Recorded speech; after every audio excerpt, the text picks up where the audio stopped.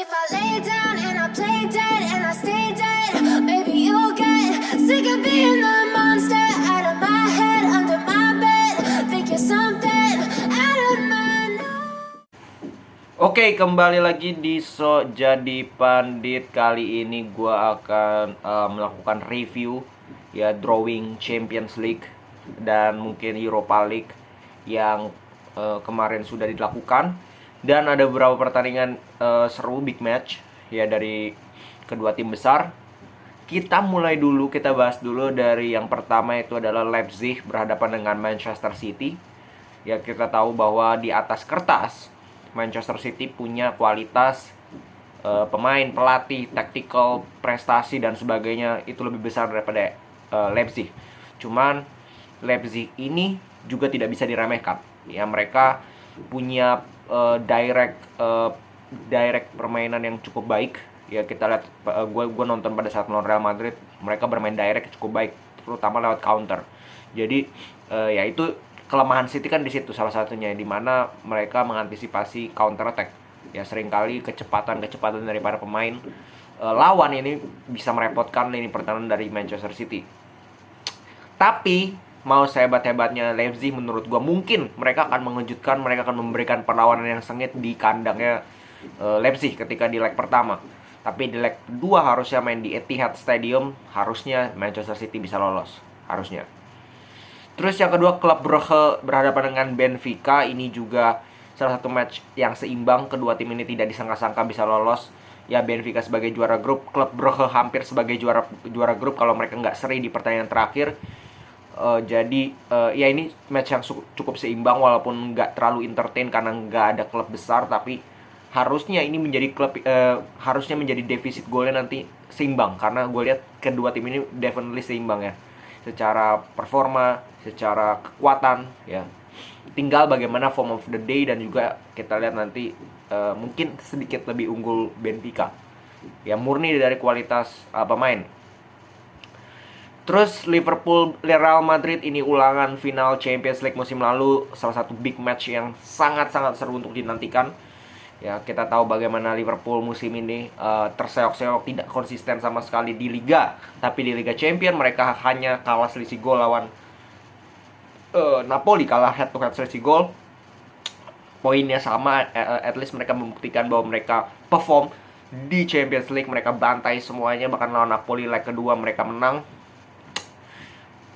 Ya, ini menjadi 50-50 match menurut gue. Dan untuk penonton, maupun penonton Real Madrid, Liverpool maupun penonton biasa pun, ini akan menjadi pertandingan yang sangat-sangat seru. Karena kita tahu di beberapa musim terakhir Real Madrid dan juga Liverpool ini sering ketemu.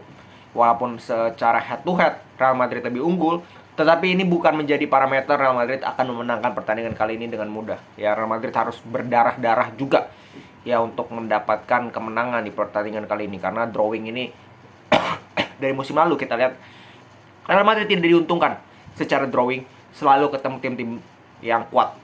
Ya, tapi kita lihat nanti seperti apa, karena masih jauh ya Februari. Masih ada waktu untuk Liverpool maupun Real Madrid. Real Madrid kemarin habis kalah, untuk berbenah. Ya, untuk berbenah. Terutama Liverpool untuk berbenah. Sehingga nanti di Januari kita baru lihat secara prospek apakah mereka menjadi lawan yang mereka sudah menemukan konsistensi atau belum. Ya, ini masih jauh, by the way, mainnya di Februari kalau nggak salah.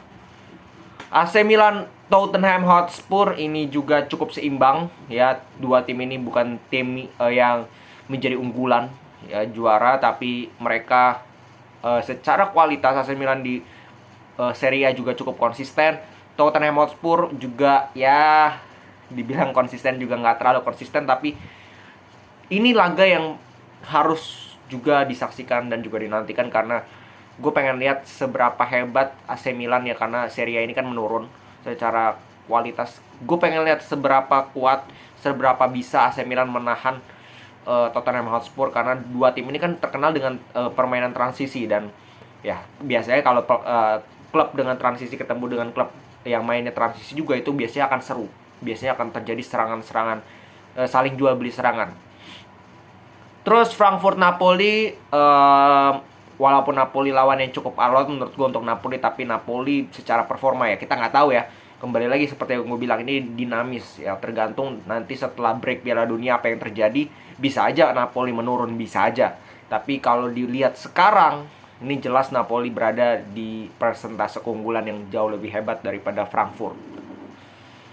Lalu kita ke Borussia Dortmund dengan Chelsea. Ini juga drawing yang kembali lagi ya, seimbang ya kalau gue bilang.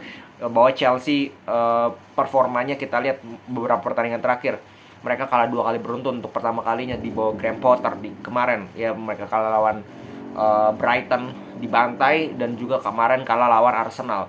Nah, ini membuktikan bahwa Chelsea pun masih mencari-cari. Graham Potter ini harus bisa menemukan 11 pemain terbaik dia dengan formasi terbaik, karena kemarin itu masih banyak eksperimen yang dilakukan. Nah, ini juga diuntungkan karena ada break Piala Dunia. Graham Potter bisa lebih banyak punya waktu untuk istilahnya menemukan nih, untuk menganalisa apa sih kekurangan dari Chelsea di beberapa pertandingan terakhir. Dan itu yang gue harapkan di Januari nanti ketika selesai Piala Dunia, mereka balik ke klub, mereka menunjukkan konsistensi untuk Chelsea. Kalau gue lihat kemarin Dortmund lawan City 2 kali terutama, definitely Dortmund ini bisa ngelawan. Ya, gue lihat kekurangan Dortmund ini satu, yaitu di finishing. Ya, Yusuf Moukoko oke, dia cetak 10 gol kalau nggak salah di Liga, tapi di Liga Champions kemarin banyak sekali dia buang peluang lawan Manchester City. Nah, itu yang harus menjadi PR kalau menghadapi Chelsea. Lu nggak boleh banyak buang-buang peluang. Tapi ini akan menjadi pertandingan yang seru, kembali lagi.